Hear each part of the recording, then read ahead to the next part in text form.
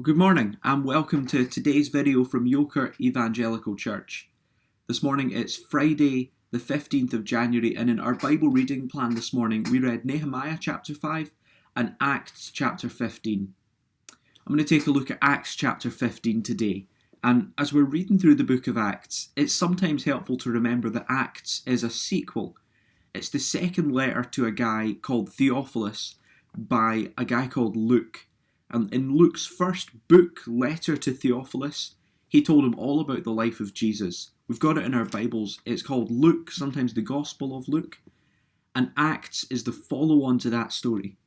And sometimes it's helpful to look back at Luke, and it helps us understand parts of Acts. So this morning, I'm going to start by thinking about Luke chapter 15. If you were doing our Bible reading plan last year, we read it on the 1st of March. So quite a while ago, but it's a story that many of you will be familiar with. It's about a man who has two sons, and one day the younger son goes to his father and says, "Dad, I want my stuff. I want my share of the inheritance that's coming to me." And so the younger son gets it and he goes off and he lives at large. He has a big party, he buys everything he wants, he does everything he thinks he wants to do. And yet, as the story progresses, this younger son, he ends up living in a literal pigsty with pigs and everything.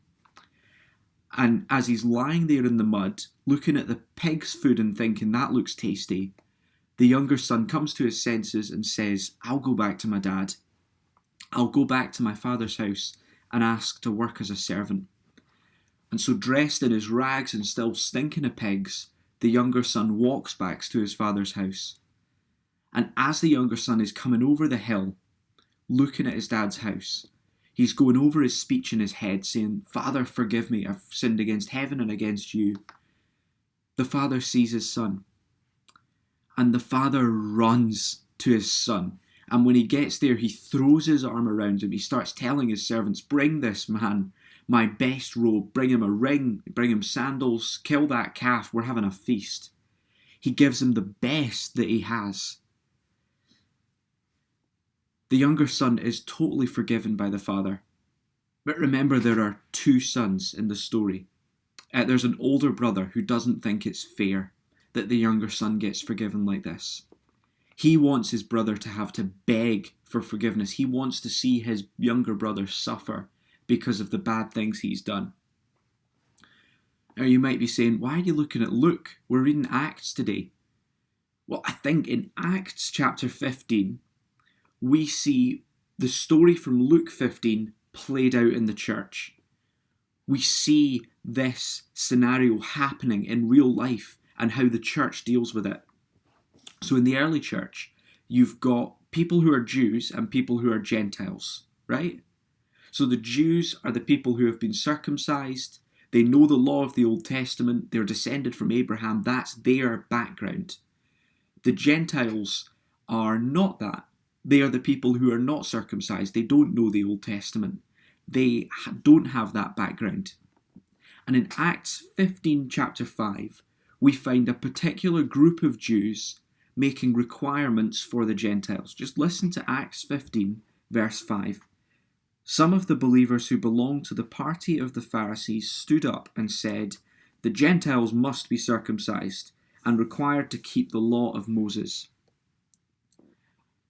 There's this group of Jews that want the Gentiles to be circumcised. They want to add their rules to the Gentiles.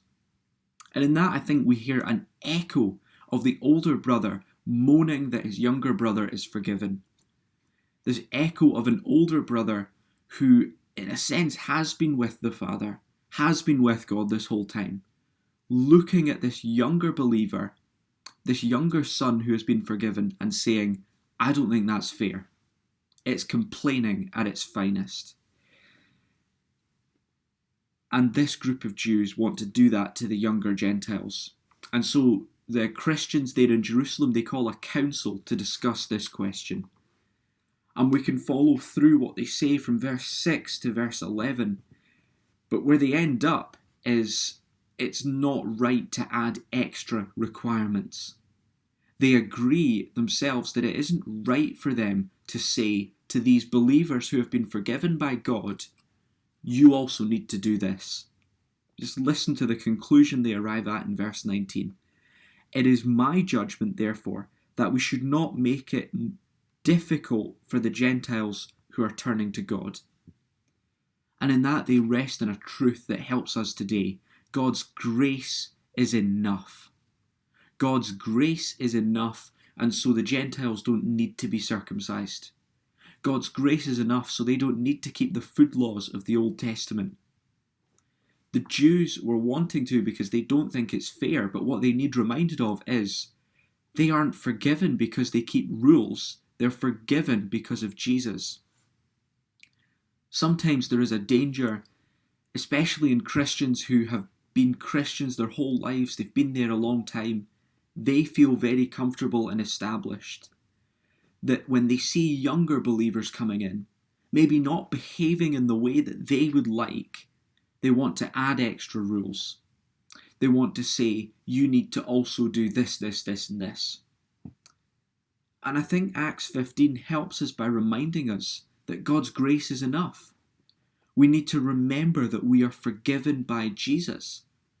And so there's no need for these extra rules that we can bring in. The older brother in Luke 15 needed to remember that his father's forgiveness was enough.